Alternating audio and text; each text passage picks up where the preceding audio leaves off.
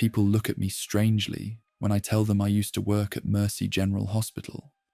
At 29, I should still be there, building my nursing career, maybe working toward becoming a nurse practitioner.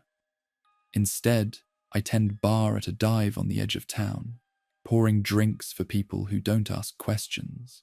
They assume I lost my license. Drug theft, maybe. Patient abuse. Sleeping with a doctor and causing a scandal. Their imaginations run wild, trying to fill in the blanks of why someone would throw away 6 years of medical training. None of their assumptions come close to the truth. And the truth is so horrific that I wake up screaming 3, sometimes 4 nights a week. My roommate has gotten used to it. She doesn't ask anymore. The scars on my wrists are faint now, thin white lines that most people mistake for accidents in the kitchen. I tell them I'm clumsy with knives. It's easier than explaining that I tried to end it all 6 months after leaving Mercy General, when the weight of what I'd seen and what I'd failed to stop became too much to carry. I didn't become a nurse because of some calling to help people. I'm not going to pretend I'm a saint. My mum was a nurse, made decent money, had job security. In a dying Rust Belt town where the factory had closed and half the stores on Main Street were boarded up, that seemed like a good enough reason. Nursing school was hard, but I made it through. Passed my boards on the first try. Started applying to hospitals within a 100-mile radius. Mercy General was the first to offer me a position. Night shift in the ICU. The pay was good, night differential, plus ICU bonus, and I took it without hesitation. My supervisor was a woman named Helen Rostova, 50-ish, severe, with steel grey hair pulled back in a tight bun, and eyes that seemed to look right through you. She had that old-school nurse energy, the kind who'd worked her way up when nursing was even harder than it is now, when doctors treated nurses like servants, when you kept your mouth shut and did your job. "You'll do fine here if you follow the rules," she told me during orientation. Her office was small and cramped, filled with commendations and certificates from 3 decades of service. Rule number 1, what happens on night shift stays on night shift. We handle our own problems. We don't run crying to day shift administration. Understood? I nodded, thinking she meant the usual stuff, covering for each other's small mistakes, not throwing colleagues under the bus for minor charting errors. I had no idea what she really meant. The ICU night shift team was small. Besides Helen, there were 4 other nurses. Marcus, a muscular guy in his 30s who'd been a paramedic before nursing school. Diane, a nervous woman in her 40s with graying hair and bitten fingernails. Sophie, who was around my age and seemed friendly enough. And Paul, a quiet man in his 50s who rarely spoke unless necessary. The first few weeks were normal, intense, exhausting, but normal. ICU, nursing is hard. Critically ill patients, families in crisis, death a regular visitor. I watched people die for the first time in my career. An elderly woman with pneumonia who coded at 4 a.m. A middle-aged man whose heart simply gave out after bypass surgery. A teenage car accident victim whose injuries were too severe. I learned to comfort grieving families. Learned to keep working when a patient coded, when alarms were screaming, when everything was chaos. Learned to compartmentalize, to clock out and drive home and shower off the smell of death and try to sleep. Helen ran the unit with an iron fist. Everything had to be perfect. Charts impeccable, medications precisely timed, IV lines labeled and dated correctly. She'd check our work constantly, appearing silently behind you as you charted, reading over your shoulder, and God help you if she found an error. I once saw her reduce a nurse with 10 years experience to tears over a medication that was given 15 minutes late, but she also protected us fiercely. when a family member got aggressive with Sophie, grabbed her arm hard enough to leave bruises, Helen had security remove them immediately and filed a police report. When a doctor tried to blame Marcus for a medication error that was clearly the physician's own prescribing mistake, Helen went to the medical director and got the doctor reprimanded. She took care of her team. We were her team. And in return, she expected absolute loyalty. I started to understand why the others showed her such unwavering devotion. Then, about 6 weeks into my job, I noticed something odd. We had a patient, I'll call him Mr. Chen, who'd been in the ICU for 3 weeks. Motorcycle accident, traumatic brain injury.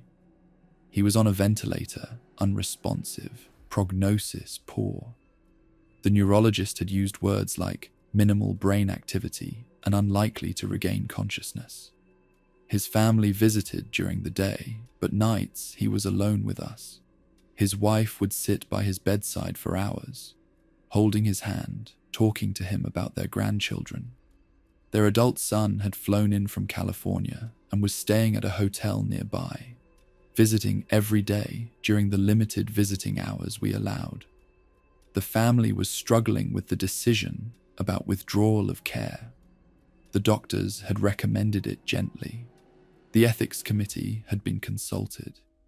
But the wife kept saying, "Just one more day. Maybe tomorrow he'll wake up."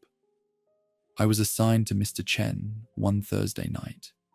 Around 2 a.m., during my rounds, I noticed his IV bag was nearly empty. I went to the supply room to get a new bag of normal saline. When I returned to his room, Helen was standing by his bed. She was holding a syringe. I froze in the doorway, watching as she injected something into his IV line. It wasn't the usual port. She was using the side injection port, the one that would deliver medication directly into the vein without leaving much trace in the IV bag itself. Then she noticed me. For a moment, our eyes met. I saw something flicker across her face. Was it surprise? Concern? Then it smoothed into her usual calm expression. "This patient needed additional sedation," she said evenly, disposing of the syringe in the sharps container. He was showing signs of agitation. Elevated heart rate, increased intracranial pressure. I've charted it. I glanced at the monitor. His heart rate was 72. Normal for him. The ICP reading was stable. "Oh," I said. "I didn't see. It was just starting. Caught it early." Helen walked past me, patted my shoulder. "You're doing good work, Emily. Keep it up." I hung the new IV bag with trembling hands. Told myself I'd misunderstood what I'd seen. Helen had been a nurse for 30 years. She knew what she was doing. Maybe there had been subtle signs of agitation I'd missed. I was still new, still learning. Mr. Chen died 2 hours later. His monitor alarms went off at 4:17 a.m. Asystole, flatlining. The rapid response team came, went through the motions of CPR, pushed medications, tried to shock his heart back to life. But everyone knew it was futile. He'd been circling the drain for weeks. After 20 minutes, the doctor called it. Time of death, 4:37 a.m. I helped prepare the body for the morgue, removed the IV lines and breathing tube, cleaned him up, arranged him peacefully for when his family would come to say goodbye. Standard procedure. I'd done it before, but I couldn't shake the image of Helen with that syringe. The next day, technically later that same day, after I'd gone home and failed to sleep, I came back for my next shift. I pulled up Mr. Chen's chart during my break. Helen had documented everything perfectly. 0200, patient showing signs of increased agitation. HR increased from baseline. ICP trending upward. Restlessness noted. Administered 2 milligrams Ativan IV per standing sedation protocol. Will continue to monitor. It was all within scope of practice. Ativan was a standard sedative, ordered by the physician with instructions to give as needed for agitation. Helen had simply followed the protocol. Except I'd been there. I'd seen the monitors. There had been no agitation, no increased heart rate, no elevated ICP. But how could I prove that? It was my word against hers, and her documentation was flawless. I said nothing. What was there to say? I had no proof of anything wrong, and honestly, part of me wondered if I'd done Mr. Chen a kindness by saying nothing. He'd been suffering. His family had been suffering, torn apart by the impossible decision. Maybe Helen had just eased his passing, spared them all more pain. Maybe it was a mercy. I tried to forget about it. 2 weeks later, it happened again. Mrs. Patterson, 78 years old. Massive stroke. The left side of her brain was essentially dead. She could breathe on her own, but that was about it. No response to stimuli. No eye movement. No hope of meaningful recovery. Her daughter had been pressuring the doctors about doing everything possible. Even though Mrs. Patterson had virtually no brain activity left, the daughter kept talking about miracles, about stories she'd read online, about people waking up after months in comas. The ethics committee was involved. The palliative care team had tried to counsel the family, but the daughter was adamant. My mother is a fighter. She wouldn't want us to give up. Meanwhile, Mrs. Patterson lay in bed, kept alive by machines and medications, using a bed that 3 other critical patients were waiting for. It was creating tension in the unit. The day shift nurses complained about the family. The doctors were frustrated. Resources were being consumed for a patient with no realistic hope. I came back from my 3 a.m. break to find Helen exiting Mrs. Patterson's room. "Just checking her vitals," Helen said, stripping off her gloves. "Everything's stable." Something in her tone made my stomach clench. I went into Mrs. Patterson's room, checked her monitors. Everything did look stable. IV running clear. Oxygen saturation good. Blood pressure normal. I stayed in the room, charting on the computer, trying to shake the uneasy feeling. 20 minutes later, Mrs. Patterson coded. Her heart rate suddenly plummeted. Then her blood pressure crashed. Then asystole. I hit the code button and started CPR while the team came running. We worked on her for 30 minutes. Pushed epinephrine, shocked her heart, tried everything. But she was gone. The doctor called the time of death, 3:47 a.m. I stood there during the code, doing chest compressions, feeling her ribs flex beneath my hands, and all I could think about was Helen's face as she'd left that room. Calm, almost satisfied. After the code was called, after the doctor had documented time of death, after the body had been taken to the morgue, and I'd called the daughter with the news, I sat in the break room, shaking. My hands wouldn't stop trembling. I kept seeing Helen's face, kept hearing her say, "Everything's stable," 20 minutes before Mrs. Patterson died. Sophie found me there. "First few months are always the hardest," she said gently, sitting beside me. She'd brought 2 cups of coffee, pushed one toward me.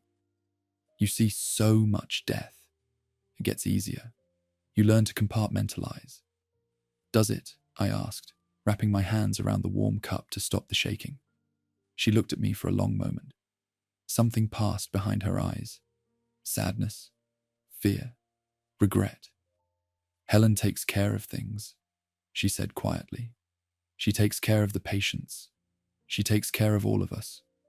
Trust that." The way she said it made my blood run cold. "Sophie, what do you mean?" She stood up abruptly. "I mean, Helen has been doing this job for 30 years. She's seen thousands of patients. She knows what's best for them. She knows what's best for families. She knows what's best for us. That's all you need to know. But drop it, Emily. Her voice was sharp now, almost frightened. Just drop it. Sophie left me alone in the break room. I sat there with my cooling coffee, my mind racing. What had she meant? What did Helen take care of? I started paying closer attention after that. I noticed that certain patients, always the ones with the worst prognoses, always the ones causing the most family conflict or taking up ICU beds we desperately needed, seemed to deteriorate specifically on Helen's shifts. Not always. It wasn't obvious, but often enough that a pattern emerged. A 50-year-old man with end-stage liver disease, whose family couldn't agree on DNR status, coded and died on Helen's shift.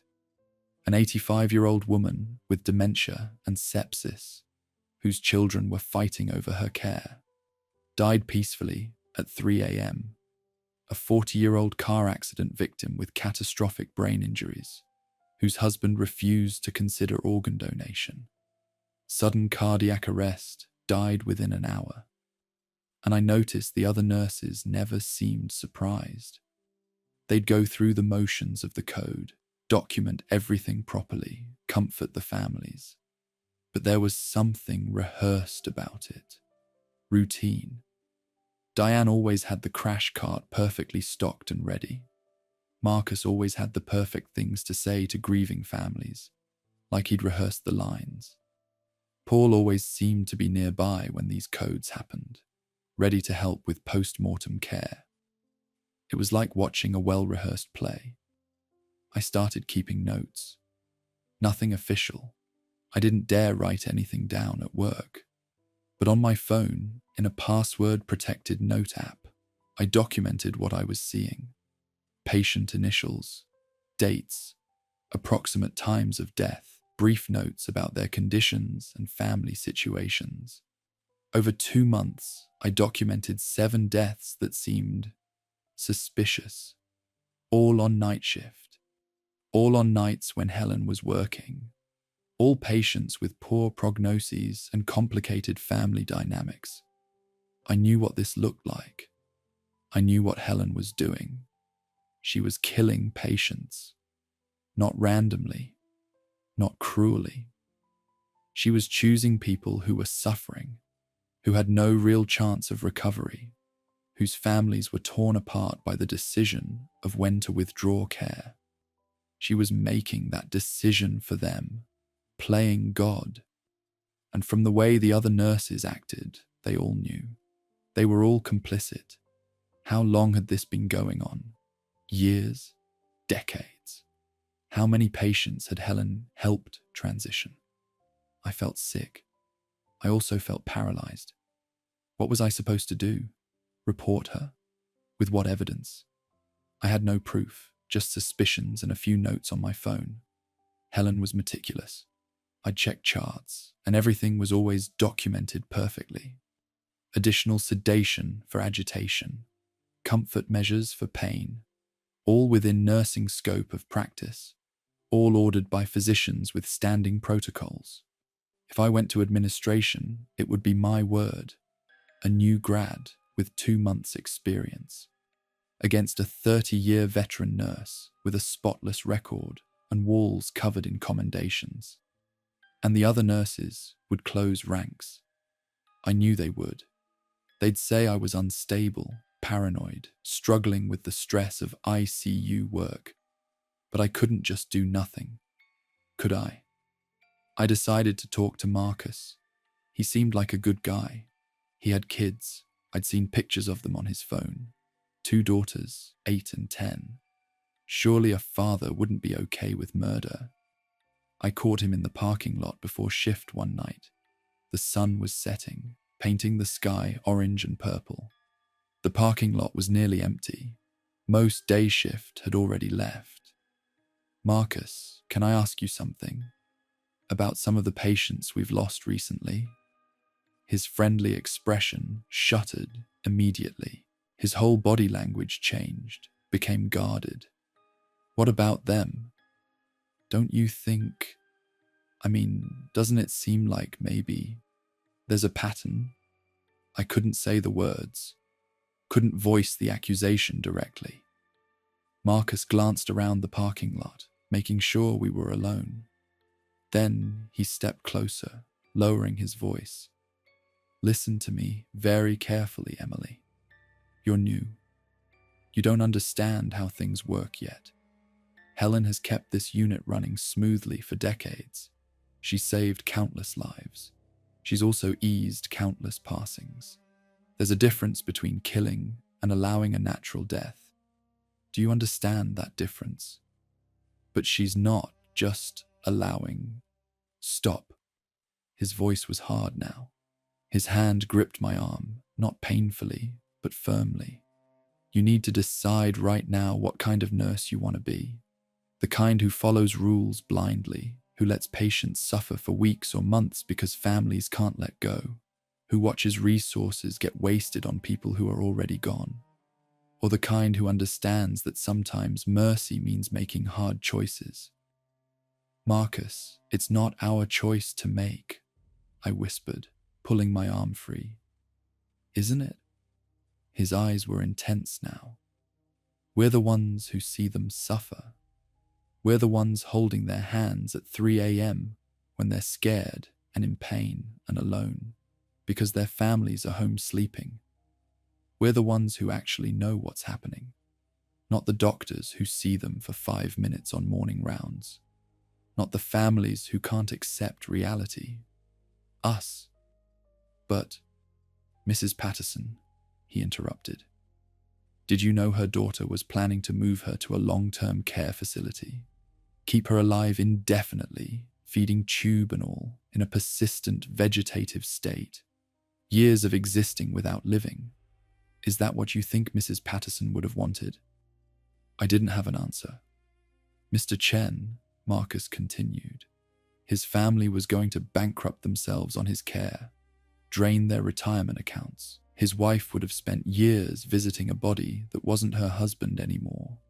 Is that mercy, Emily? I don't know. Helen does. She's been doing this long enough to know. She's seen it all, the suffering, the false hope, the resources wasted, the families destroyed. She has the courage to do what needs to be done. He put his hand on my shoulder. It felt heavy, threatening. Helen protects this team. She protects this unit. She protects the patients from prolonged suffering, and she protects us from the emotional toll of watching that suffering. And if you can't be part of that team, then you need to find another job. Before you do something, you'll regret. I stared at him. Is that a threat? It's advice. Take it. He walked toward the hospital entrance, leaving me standing alone in the parking lot as darkness fell.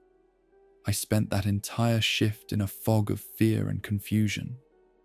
Every time I passed Helen, she smiled at me. Just a normal supervisor checking on her staff smile, like nothing was wrong. But I noticed her watching me more carefully now, and I noticed the other nurses were colder, more distant. They'd been friendly before. Sophie would share her lunch, Diane would cover my breaks, Paul would help me turn heavy patients. Now they barely acknowledged me. They knew I knew, and they were waiting to see what I'd do. I made it through the shift somehow, drove home in the pre-dawn light with my hands shaking on the steering wheel, sat in my apartment and stared at my phone. I should call someone, the state nursing board, the police, someone. But Marcus was right about one thing. I had no proof, just suspicions. And if I was wrong, I'd destroy my career before it even started. I'd never work as a nurse again. If I was right, what then? Would anyone even believe me? A new grad accusing a decorated veteran nurse of serial murder. The more I thought about it, the more paralyzed I became. I went to work the next night, determined to gather real evidence. I'd watch Helen carefully, document everything, maybe catch her in the act with something more concrete than just my observations. We had a new patient that night. I'll call him David, 24 years old. Motorcycle accident, just like Mr. Chen. Severe head trauma. The neurosurgeon had already told the family that even if he survived, he'd likely have permanent brain damage, cognitive impairment, personality changes, possibly unable to care for himself. But he was young and strong. His body was fighting to survive, even though his brain was catastrophically injured. His parents were there during evening visiting hours. His mother couldn't stop crying, clinging to his hand, telling him over and over that she loved him. His father kept asking the doctors questions. What about experimental treatments? What about rehabilitation? What's the best case scenario? The doctors had been honest but gentle.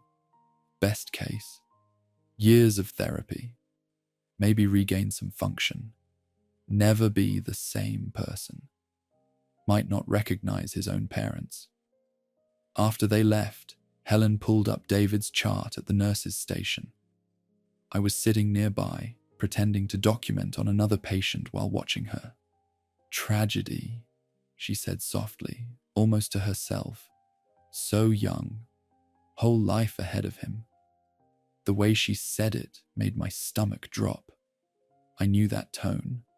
I'd heard it before, right before Mr. Chen died, right before Mrs. Patterson coded.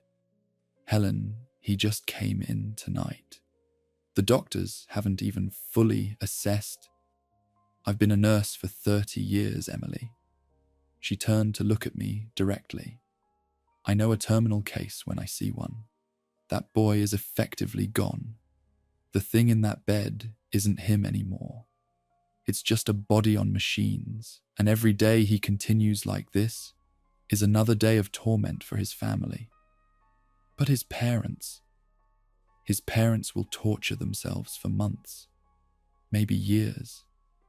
They'll spend their life savings on care for a son who will never wake up, never recognize them, never be who he was. They'll tear themselves apart, arguing about when to let go, guilt-eating them alive. And in the end, he'll die anyway. Pneumonia, infection, complications, after months or years of everyone suffering. She closed the chart with a definitive snap. Sometimes the kindest thing we can do is spare everyone that pain. My heart was racing. What are you saying? Helen looked at me with those cold, grey eyes. She didn't blink. I'm saying that you need to decide tonight, Emily. Are you part of this team, or aren't you? I don't understand what you're asking me. Yes, you do. She stood and walked away, leaving me frozen at the nurse's station. I knew what was going to happen. Helen was going to kill David tonight, and she was going to make me watch, make me complicit. I had to stop her. I had to do something. But what? Call security and say what? That I suspected my supervisor might hurt a patient based on nothing but a feeling and a conversation. I thought about staying in David's room all night, never leaving him alone. But I had 3 other patients assigned to me. I couldn't abandon them. And Helen would just order me to do something else. Medication rounds, admissions, helping another nurse, and take care of David while I was gone. The shift crawled by with agonizing slowness. Every time I went to check on David, he was the same. Stable vitals, ventilator breathing for him, ICP monitor showing elevated but stable pressure, brain activity minimal. His parents had left photos by his bedside. David at his high school graduation, David with friends at a beach, David smiling, alive, whole. I stared at those photos and felt something crack inside me. Around 3:30 a.m., I was at the nurse's station when Helen approached. Emily, I need you to do something for me. Patient in room 7 needs to be turned and repositioned. It's a 2-person job, and Diane's on her break. I need you to help Marcus. Room 7 was at the opposite end of the unit from David's room, the farthest possible distance. Can it wait? I was just about to check on David. It can't wait. Helen's voice was firm. Pressure ulcers develop quickly in immobilized patients. You know that. This is basic nursing care, Emily. She was giving me an order, a direct order from my supervisor. I couldn't refuse without insubordination. Okay, I said quietly. I followed Marcus to room 7 on shaking legs. The patient was a large man, probably 250 pounds, completely unconscious. It took both of us to roll him, position the pillows properly, make sure he was comfortable. The repositioning took about 15 minutes. Standard procedure. Marcus didn't speak to me the entire time. When we finished, he looked at me. His expression was almost sad. You're sweating. I'm fine. Emily. His voice was gentle now. This is hard. I remember my first time, when I figured out what was happening and had to decide whether I could live with it. But you'll see. It really is a mercy. It really is. I didn't respond. I just turned and ran. I literally ran down the hallway to David's room, my footsteps echoing in the quiet ICU. Helen was just exiting his room. Oh, Emily. She looked completely unsurprised to see me. I was just checking his vitals. Everything's stable. I pushed past her into the room, my heart pounding so hard I thought it might burst. David's monitors still showed steady vitals. Heart rate 88. Blood pressure 112/74. Oxygen saturation 97%. IV running clear.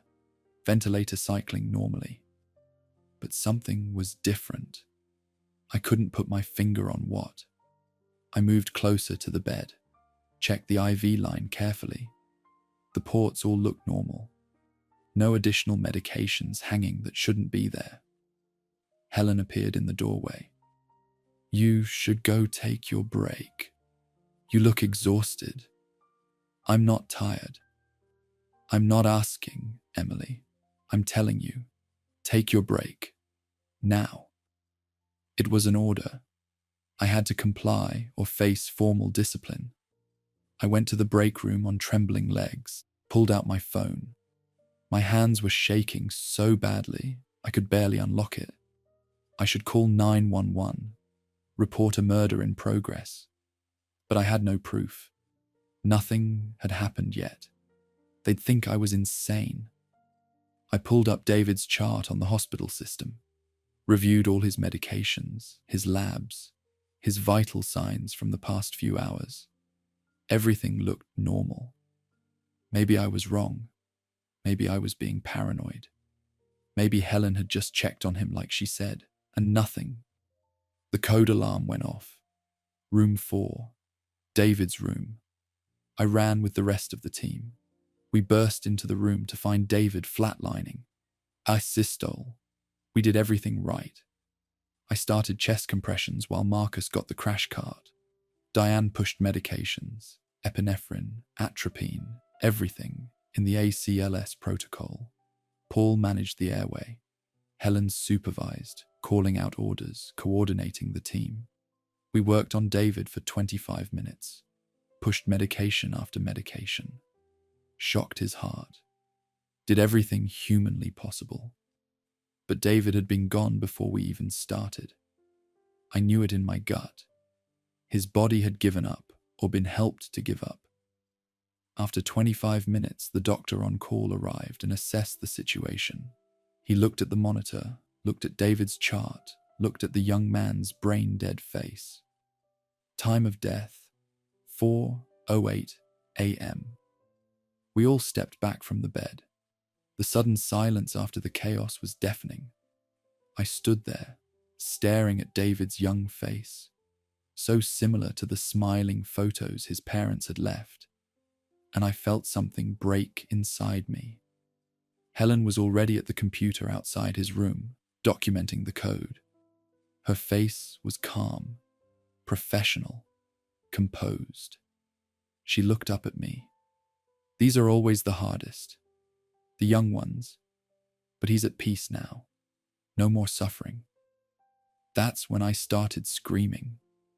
I don't remember exactly what I said. Something about murder, about knowing what she'd done, about calling the police, about how David had been fine and then suddenly coded, about the pattern, about all of them. The words poured out of me in a hysterical torrent. Marcus grabbed me. His strong hands gripped my arms and pulled me away from the nurse's station, away from where Helen sat calmly watching. He dragged me into the supply closet and pushed me inside. I was still screaming, crying, completely losing it. "Shut up," he hissed, his face close to mine. "Shut up right now. She killed him. She killed David. She's been killing patients. Mr. Chen, Mrs. Patterson, all of them. You all know it. You're all part of it. Stop it. Stop it right now." Diane appeared in the doorway. She was crying, mascara running down her face. "I didn't want this," she sobbed. "I told Helen she was going too fast, bringing Emily in on this already. I told her it was too soon." "Shut up, Diane," Marcus snapped. Sophie was there too now, blocking the doorway. Her face was pale, and Paul, silent as always, stood behind her like a sentinel. All of them, surrounding me, trapping me. "You're going to listen very carefully," Marcus said. His voice was low, controlled, but I could see the tension in his jaw. "David died of complications from his injuries. That's what the chart will say. That's what the autopsy will show, if the family even requests one. There is no evidence of anything else. I'll tell them. I'll tell everyone what you're doing here. I'll go to the police, the state board, the media." "Who will you tell?" Helen's voice came from behind the others. They parted to let her through. "Tell them what? That you suspect something, but have no proof. That you're a brand new nurse, still on probation, accusing a 30-year veteran of murder." She stepped closer. I backed against the supply shelves. "Let me tell you exactly what will happen, Emily. You'll go to administration. They'll launch an investigation. They'll review every chart and find nothing wrong. Everything is documented perfectly. Every medication I gave was ordered by a physician. Every intervention was within scope of practice. They'll check David's body and find what?" Helen's voice was perfectly calm. "The medications I gave David were all standard, all documented. Morphine for pain management. His ICP was elevated, perfectly reasonable to give. Ativan for sedation. He'd shown signs of agitation earlier. Even a full toxicology screen would show nothing suspicious. Everything was within therapeutic ranges. Everything was appropriate for his condition." My legs felt weak. "They'll interview the team," Helen continued, "and we'll all say the same thing. That David was critically injured. That we did everything possible. That you've seemed unstable lately, paranoid, struggling with the stress of ICU work, making wild accusations against your colleagues." She pulled a folder from under her arm. Where had that come from? Had she been carrying it the whole time, prepared for this moment? "This is a voluntary wellness leave form. You'll take 6 weeks off, paid. Get some rest. See the hospital's counselor. Think about whether ICU nursing is really right for you. Many nurses find the ICU too intense. It's nothing to be ashamed of. And if I don't sign, then we'll have to file a formal incident report about your outburst tonight. Document your erratic behavior, your paranoid accusations against senior staff. The wellness leave will become involuntary, psychiatric evaluation required.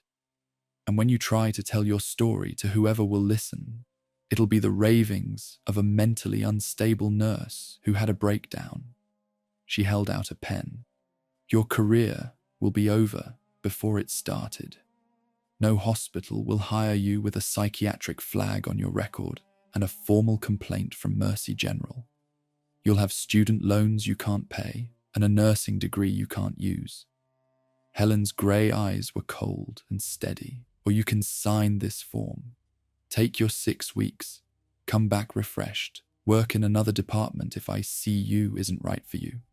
Keep your career, your future, your license. I looked around at the other nurses. At Marcus, who looked apologetic but firm. At Diane, who was still crying quietly. At Sophie, who wouldn't meet my eyes. At Paul, whose expression remained neutral as always. They'd all made this same choice. Probably years ago, every one of them had figured out what Helen was doing and had chosen to stay silent. How many patients had died because of their silence? Dozens, hundreds over the years. And now I had to make the same choice. My hands were shaking as I took the pen. "Smart girl," Helen said. "Now go home, clean yourself up. We'll handle the rest of your shift." I signed my name on the line. The letters barely looked like my handwriting. They were so shaky. I gathered my things from my locker in a daze, changed out of my scrubs, walked out of the ICU without looking back. The sky was just beginning to lighten as I sat in my car in the parking lot. I put my head on the steering wheel and cried until I had no tears left. I'd failed. I'd failed David. I'd failed every patient Helen would kill in the future. I'd failed myself. The 6 weeks of leave were a blur. I did see the hospital's counselor, Dr. Martinez, a kind woman in her 50s who specialized in healthcare worker burnout. She asked about stress, about sleep, about whether I was eating properly. She talked about the emotional toll of ECU nursing, about compassion fatigue, about the importance of self-care. I lied to all her questions, said I was sleeping fine, eating fine, just needed a break to process everything I'd seen. In reality, I wasn't sleeping at all. I'd lie awake, replaying David's code over and over, seeing Helen's calm face as she documented his death, hearing Marcus tell me it was Mercy. Was it Mercy? That's what haunted me most. I started researching cases like David's, traumatic brain injuries with poor prognoses. I read medical journals, case studies, family testimonials. Some families chose to withdraw care quickly. Others fought for months, years, keeping their loved ones alive with feeding tubes and ventilators. Some of those patients improved beyond expectations. Most didn't. Who was right? The families who let go, the families who fought. Was there even a right answer? And if there wasn't a right answer, did that make what Helen was doing justified? Was she really providing mercy, saving families from months of agonizing decisions and watching their loved ones suffer? Or was she playing God, deciding who deserved to live and who deserved to die based on her own judgments about quality of life?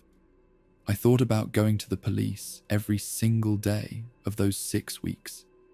Every day I picked up my phone, pulled up the non-emergency number, stared at it, and every day I put the phone down. Because Helen was right. What could I prove? I had suspicions. I had observations. I had notes on my phone that could have been written by anyone about anything. I had no physical evidence, no toxicology reports, no witnesses who would corroborate my story. It would be my word against hers. And she had 30 years of stellar service, walls covered with commendations, and a team of nurses who would testify that I'd had a mental breakdown. I thought about going to the media, imagined the headlines, "Nurse alleges murder at Mercy General." But then what? Without proof, it would be slander. The The hospital would sue me. I'd signed a non-disclosure agreement as part of my wellness leave. Breaking it would destroy me financially. I was trapped in a cage built of plausible deniability and institutional protection. When the 6 weeks ended, I got a call from HR. "Emily, we're so glad you're feeling better. We have a position available for you in our outpatient surgery center. Day shift. Much lower stress than the ICU. Routine procedures, stable patients. Does that interest you?" I knew what it was. They were keeping me away from the ICU, keeping me somewhere I couldn't see what was happening on night shift, couldn't gather evidence, couldn't cause problems. "Yes," I heard myself say. "That sounds good. Wonderful. You can start Monday." I worked in outpatient surgery for 3 months. It was everything they'd promised. Routine, predictable, safe. Patients came in for scheduled procedures and went home the same day. No codes, no deaths, no ethical dilemmas. I hated every single minute of it. Not because of the work itself, but because every day I walked through the hospital, I wondered what was happening in the ICU. Who was in those beds? Which ones had poor prognoses? Which families were struggling with impossible decisions? Which patients was Helen helping? I'd see ICU nurses in the cafeteria and wonder what they knew. Were they part of it too? Or were there other nurses like me who'd figured it out and been silenced? Every time I saw Helen in the hallway, she'd smile and ask how I was doing. Always friendly, always professional, like she hadn't threatened to destroy my career, like she wasn't serially killing patients under the guise of mercy. Then one night, about 3 months after I'd started in outpatient surgery, I ran into Sophie at a coffee shop. It was around 9 p.m. She was in scrubs, obviously heading to or from a shift.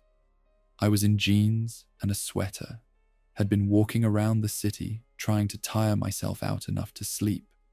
We locked eyes across the shop. For a moment, I thought she'd leave, pretend she hadn't seen me. But instead, she bought her coffee and came over to my table. "Can I sit?" I nodded, not trusting my voice. Sophie sat down, wrapped her hands around her cup. She looked terrible, dark circles under her eyes, her face thinner than I remembered. "I need you to know something," she said quietly, not looking at me. "I didn't want any of this. When I started in the ICU 5 years ago, it was already happening. Helen brought me in slowly, made me feel special, trusted, said I was one of the good ones who really understood patient care." She took a shaky breath. "The first patient I watched her help was a 90-year-old woman with end-stage cancer, metastasized everywhere, in so much pain, even with maximum morphine, screaming when she was conscious. Her family was torn apart. Some wanted to let her go. Some couldn't accept it. They were fighting at her bedside while she suffered." Sophie's voice cracked. "Helen ended it, gave her something extra. The woman just stopped breathing, peacefully. No more screaming, no more pain. And I told myself it was mercy. It was kindness. Helen had done a good thing. Sophie, then it was others. Not always end stage. Sometimes just difficult cases. Prolonged ICU stays. Expensive care. Families who couldn't decide. And I told myself Helen knew best. She'd been doing this for so long. She'd saved so many people. Surely she knew when it was time to let go. Sophie finally looked at me. Her eyes were red. But last month, Helen asked me to do it. Said it was time I stopped being a passenger and became part of the team. There was a patient, 48 years old, car accident, brain injury. Not as severe as some we've seen. The doctors thought maybe 30% chance of meaningful recovery. Not great, but not zero. What happened? I said no. I told Helen I couldn't, that this patient might wake up, that it wasn't my decision to make. Sophie's hands were shaking now. She got angry, said I was being selfish, said that patient would tie up an ICU bed for weeks, use resources that other patients needed, put his family through hell, said I needed to think about the greater good. Did she? She did it herself. 2 days later, the patient coded on her shift, died. The family was devastated but also relieved. They didn't have to make the decision to withdraw care. Helen made it for them. Sophie wiped her eyes. I can't do this anymore. I can't sleep. I can't look at myself in the mirror.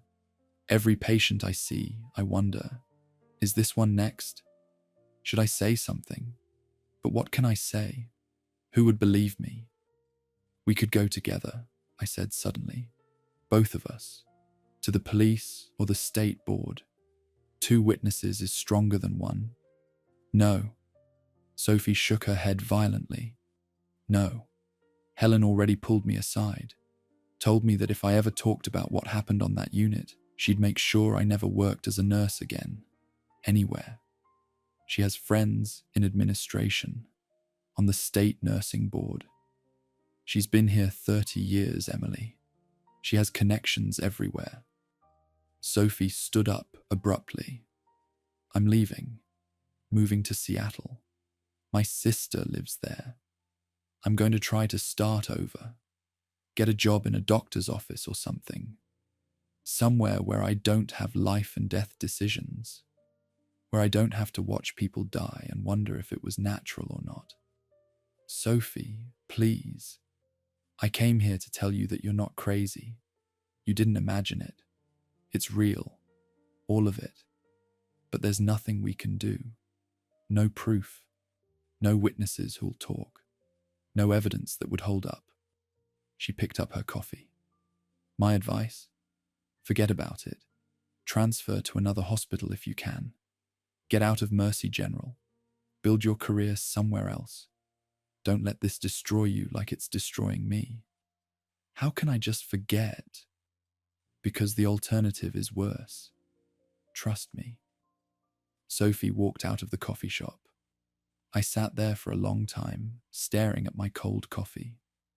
2 weeks later, I stopped showing up to work at the outpatient surgery center.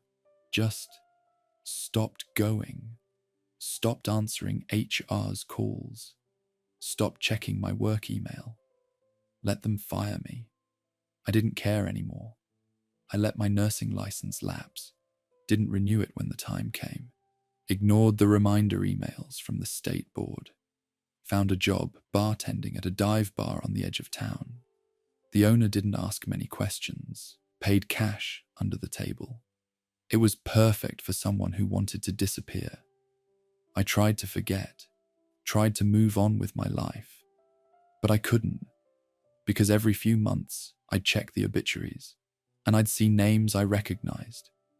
Former patients from Mercy General, ICU, died peacefully after a brief illness. Passed away surrounded by loved ones. Finally at rest after a long struggle. And I'd wonder, was it real? Or was it Helen? How many of those deaths were natural? And how many were helped along by a nurse who believed she knew better than God when it was time for someone to die? I started drinking. More than I should. Bartending made it easy. I'd pour myself shots throughout my shift. Tell myself it was quality control. The nightmares got worse. I'd dream about David's young face, about starting CPR on a body that was already gone, about Helen's cold grey eyes watching me, waiting to see if I'd break. I'd wake up screaming. 6 months ago, I hit my lowest point. I was working a slow Tuesday night shift, maybe 5 customers in the whole bar. I'd been drinking steadily for hours, and I was drunk, really drunk. I went to the bathroom, looked at myself in the mirror, saw what I'd become. Hollow eyes, unwashed hair. the shell of the person who'd graduated nursing school with honors, who'd passed her boards on the first try, who'd wanted to help people. I'd failed at the first real test of my life. When it mattered most, I'd stayed silent. I'd let Helen win. I smashed the mirror with my fist. The glass shattered. Blood ran down my arm. And then I picked up a shard and pressed it to my wrist. How easy it would be. Just press down. Let it all end. Stop the nightmares. Stop the guilt. Stop wondering how many people had died because I was too much of a coward to speak up. I stood there for what felt like hours, that piece of glass against my skin. Then my boss knocked on the door. "Emily, you okay in there?" The sound of her voice snapped me back. I looked down at the blood from my hand, at the glass against my wrist, at my reflection in the broken mirror. What was I doing? I dropped the glass, wrapped my hand in paper towels, went back to work. But I couldn't stop thinking about it. How close I'd come. How easy it would have been. I checked myself into a crisis center the next day. Spent 2 weeks there. Therapy every day. Group sessions. Medication adjustments. They helped me stabilize. Taught me coping strategies. Helped me understand that what happened at Mercy General wasn't my fault. I'd been a new grad in an impossible situation against a system designed to protect itself. But it didn't change the fundamental truth. I'd stayed silent, and people had died because of it. When I got out, I made myself a promise. I'd write it all down, every detail I could remember, and someday, somehow, I'd find a way to tell the story. Last month, I got a letter in the mail. No return address. My hands shook as I opened it. Inside was a newspaper clipping from Mercy General's website. An obituary. Helen Rostova. Died peacefully in her sleep at age 52. Beloved nurse of 32 years. Remembered for her compassion, dedication, and unwavering commitment to patient care. Survived by her sister and 2 nieces. Services private. Below the clipping, in handwriting, I recognized as Marcus's, was a single line. Massive coronary event at home. Very sudden. Nothing anyone could have done. Natural causes. M. I stared at that note for a long time. Was it really a heart attack? Helen was only 52.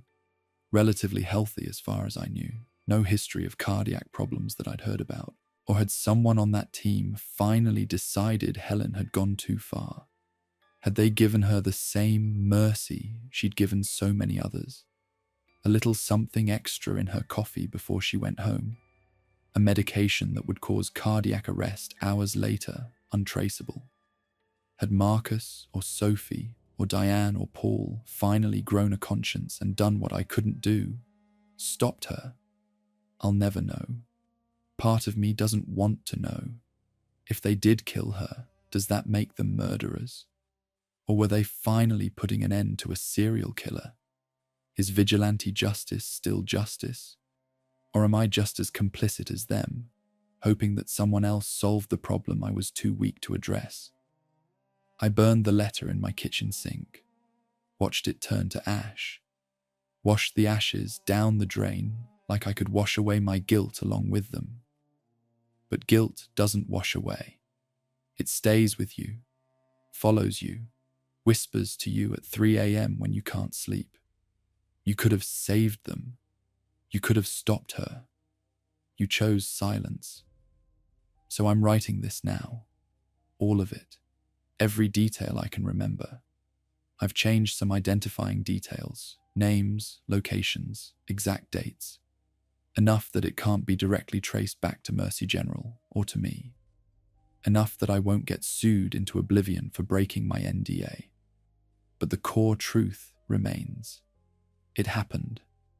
A nurse with 30 years of experience was killing patients she deemed unworthy of continued life, making decisions about who lived and who died based on her own moral calculus about suffering and resource allocation and family dynamics. And an entire team of nurses knew about it, helped with it, covered for it. Some because they believed she was right, others because they were too afraid to speak up, all because the system was designed to protect itself, not the patients. I don't know if what Helen did was murder or mercy. I've thought about it every day for 2 years, and I still don't have an answer. Some of those patients would have died anyway, probably within days or weeks. Some families were genuinely relieved when their loved ones passed, grateful they didn't have to make the impossible decision to withdraw care. But some of those patients might have had a chance, even a small one, and Helen took that away from them. Who gave her that right? Her decades of experience, her nurse's training, her personal moral philosophy. Does anyone have that right? I don't know. What I do know is this: I should have fought harder, should have found a way to gather evidence, should have gone to the police even without proof, should have made noise, caused problems, forced people to investigate. Instead, I took the easy way out, signed the form, took the paid leave, kept my head down, and patients died because of my silence. I can't change that now. Can't bring back David or any of the others. Can't undo my cowardice. But I can do this.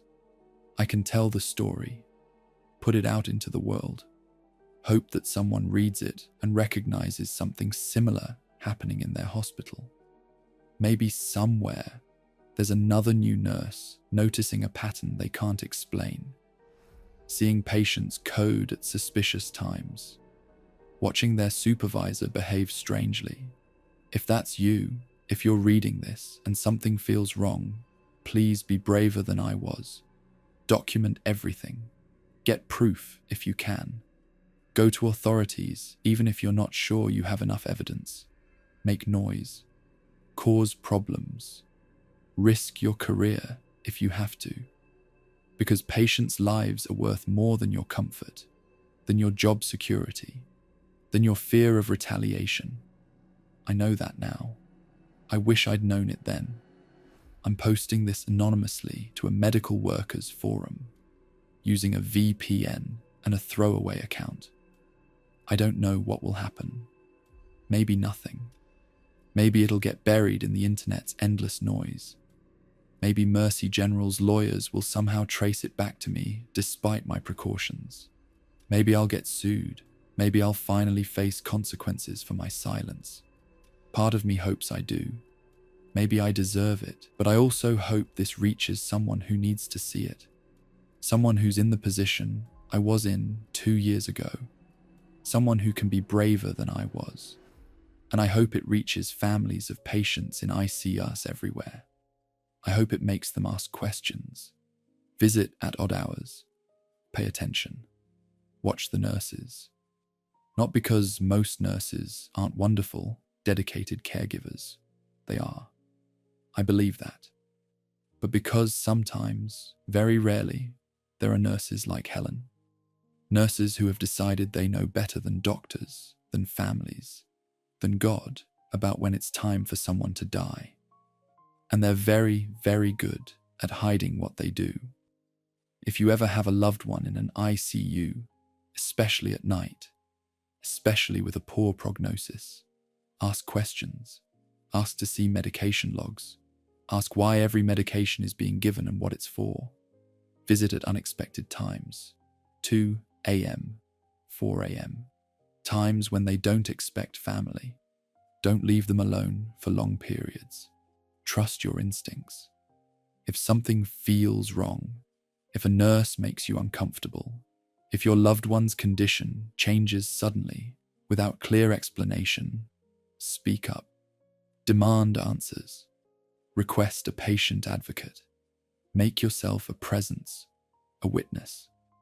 Because the patients who died on Helen's watch were the ones who had no one watching, no one asking questions, no one who would notice if something was slightly off. They were vulnerable, alone. And Helen took advantage of that. Don't let it happen to your loved ones. I'm hitting post in 5 minutes. After that, there's no taking it back. But I can't stay silent anymore. I've been silent for 2 years, and it's eating me alive. The nightmares, the guilt, the wondering how many people died because I was too afraid to speak up. I can't carry it alone anymore. So here it is, my confession, my warning, my plea for someone else to be braver than I was. The ICU at Mercy General Hospital still operates. Night shift still runs smoothly under new leadership. I don't know if it's still happening. I hope it isn't. But I know what I saw, and I know I failed to stop it. I can't undo that. Can't bring back the patients who died. Can't reclaim the career I threw away. But I can tell the story, and hope it makes a difference. To David, whose face I still see in my nightmares, I'm sorry I wasn't brave enough to save you. To Mr. Chen, Mrs. Patterson, and all the others whose names I documented on my phone, I'm sorry I let your deaths go unanswered.